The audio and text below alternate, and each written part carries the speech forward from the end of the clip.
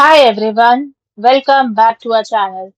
Today, in this video, we are going to see how to find the docking station in Device Manager, quick detection and driver setup guide. Docking stations do not usually appear as a single labeled item in the Device Manager. Instead, they are hardware components like USB hubs, Ethernet adapters, and audio devices populate under various existing categories. Now, to find your docking station, first, right-click on the Start menu. Then from the option, select Device Manager. Now, inside Device Manager, scroll down and find Universal Serial Bus Controllers. Then expand it.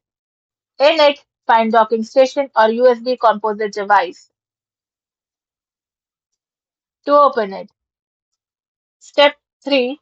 You can also expand other relevant categories. Depending on your dock's features, it might show up under sound, video, and game controllers for audio or display adapters for external monitors. Troubleshooting if your dock isn't listed. Step 1. Disconnect and reconnect the dock, or try a different USB/Thunderbolt port.